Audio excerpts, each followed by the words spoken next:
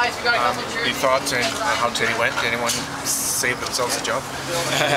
I think like today was a much more enjoyable game to watch. It was much more forward movement and attacking play. I thought it was quite lively. Obviously one team did well in the first half, one team did better in the second half, but I thought it was much more what I would be hoping to see, where there's chances created, where there's shots on goal, where there's goals being scored. And overall I was pretty pleased with it. It was mainly a lot of younger players that were playing in that game, and I thought they all acquitted themselves pretty well. Your thoughts on the week as a whole?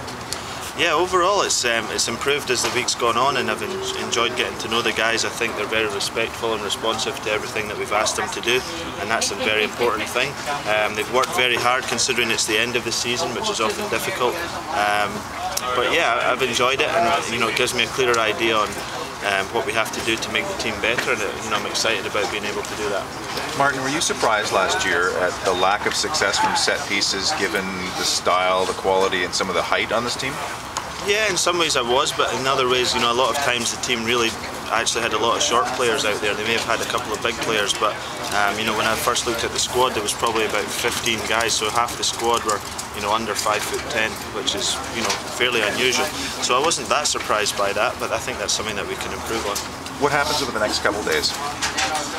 Just continuing to, I think the first thing is we look at our discovery list, then we get ready for MLS Cup, and then we get ready for the expansion draft, and just take stock of everything that we've learned over the last few weeks and what we've learned from watching the games before that, and just start to build for next season.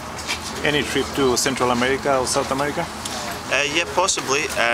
We have a few trips that we have to try and fit in, so figure out who can go where and see which players. We are able to watch almost all games online now, so we can see players in that way, and then a few players that we really are interested in, then we'll start to look at a little bit further. But yeah, that's one of the areas and markets we would look at. Do you have one country especially that you're looking for? No, not one in particular. We're looking at 2 or 3 different players that are all from different countries in Central America right now, so we think we can hopefully find at least one.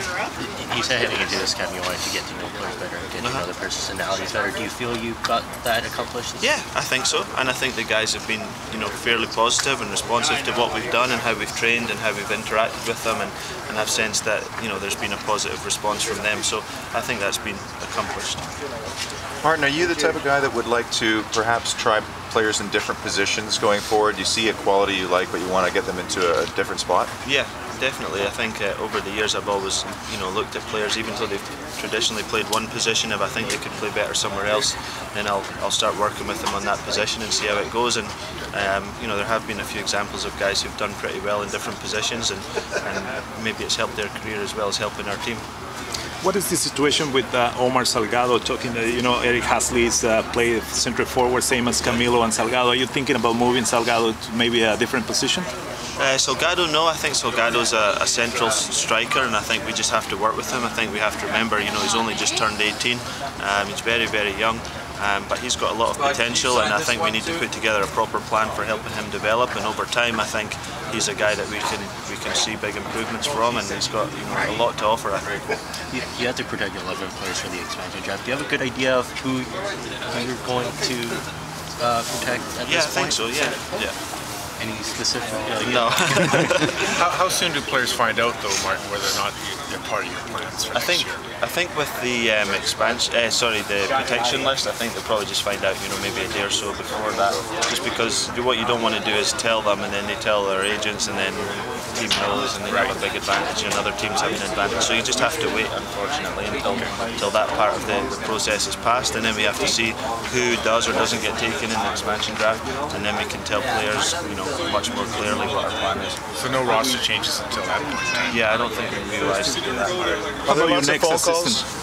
How about your next assistant? Do you know who that is? Not yet. Something we're just working on. We have a few names that we're interested in and that we're talking to, and I think certainly by the time we start training again, we should have that sorted out.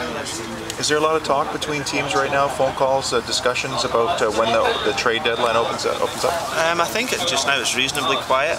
I think that probably once the list of protected players comes out, then it'll become more lively, and then there's a little trade window in there. Good. So will you be taking the team back down to Arizona this year? I'm not too sure on that yet. So just to clarify, Mark, you're saying you don't expect any roster moves before the expansion? I don't think so. No, I don't think so.